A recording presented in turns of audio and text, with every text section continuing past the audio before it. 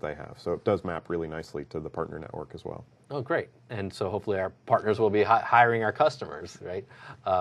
And are our customers as well. Almost like we planned it that way. Yeah. Yeah. I will say, though, and I don't think this is in the slides anywhere, we're talking about the exams today, and we're talking about the paths that those exams kind of relate to. We're not actually announcing what the certifications are until mid-April. We're launching the SQL Server certification program in mid-April with all of the specifics about how you can achieve a certification. These are sort of conceptual, organizational slides that help you understand the two different paths for who we built it for, but they don't necessarily represent the certifications. All that'll be announced in mid-April. Okay, so what other dates do you have for me? It's funny that you asked, Colin. I have a slide right here that talks about the dates.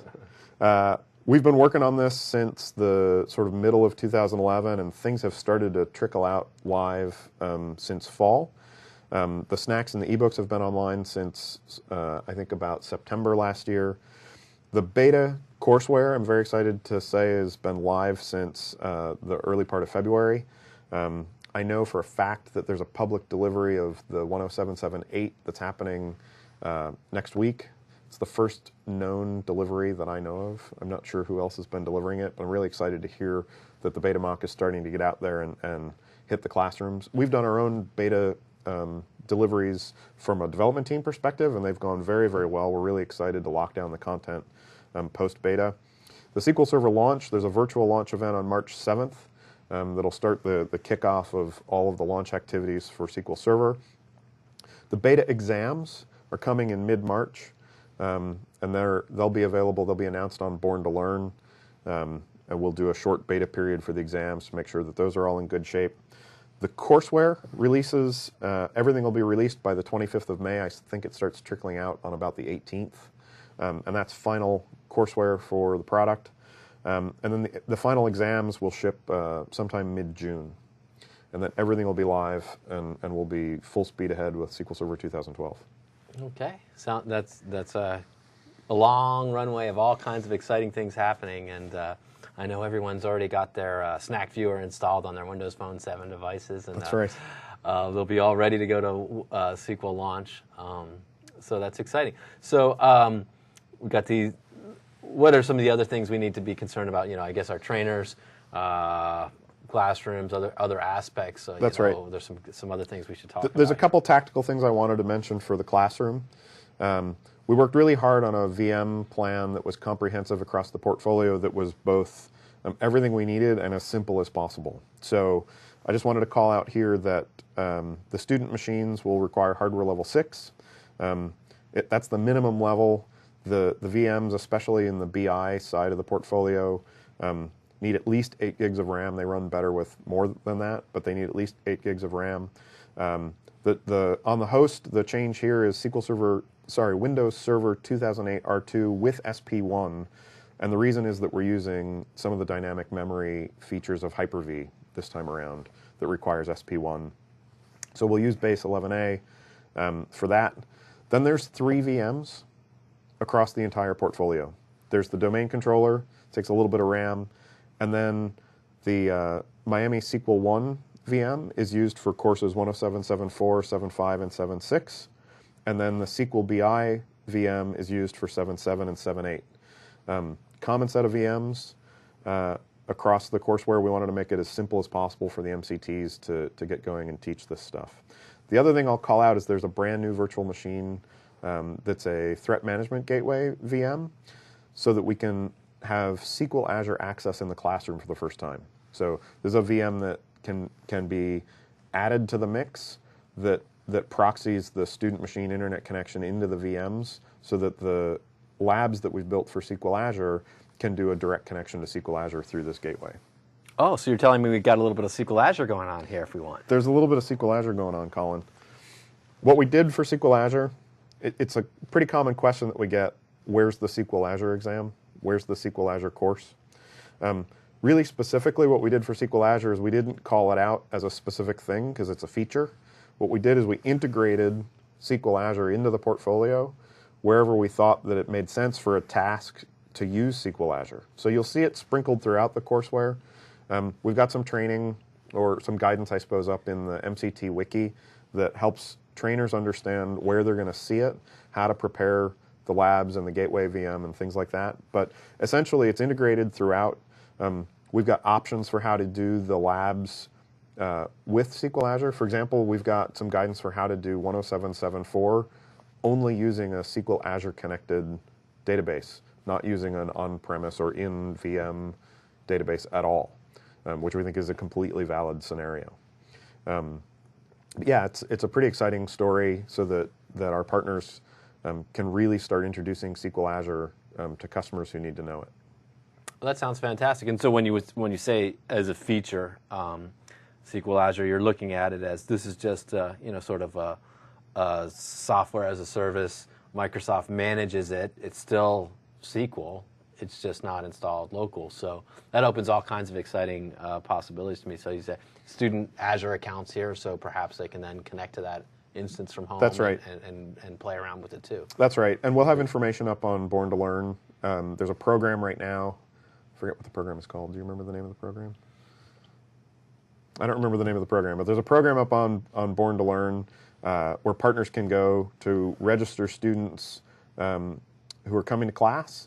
They can get the SQL Azure accounts ahead of time so that they can use it during the classroom and then keep their data alive. I think it's a 30-day trial account that we're providing at the moment. That's going to be subject to change as we sort out exactly what the future of the program looks like. So keeping an eye on Born to Learn is the best way to keep an eye on what we're offering for student accounts for the classroom. Okay, so that's another kind of good heads up is, we've got some other extra things going on in these classes. We simplified our VM story to some degree, though we allow internet access and access throughout the classroom. So we got the threat management gateway to protect the student computers and allow these VMs that are named the same right on the same network. There could be some additional setup that they can check on Born to Learn, and the Campaign Factory was Campaign Factory. That's what we it were was. going for. Yep. But they'll get some guidance there. But there's a couple extra steps into configuration, but I think it'll be worth it. Really, that extra value of students using SQL Azure. I can tell you that in the 107.7.4 beta, we ran it both ways in the same room. We had some students that were connecting to SQL Azure and some students that were using the database on the VM. And the students had a really positive reaction, the ones that got to use SQL Azure, because a lot of them have never touched it before. And they thought it was really a neat experience and really neat that they were able to keep it active for a few days after they got back so that they could continue to try some of the things they learned during class. Yeah, okay, great. I'm glad. And of course, for those of you who don't know, you use your existing tools. It's not like they're going to this website necessarily. They can use the same tools and do the same experience as everybody else in the classroom. Yep.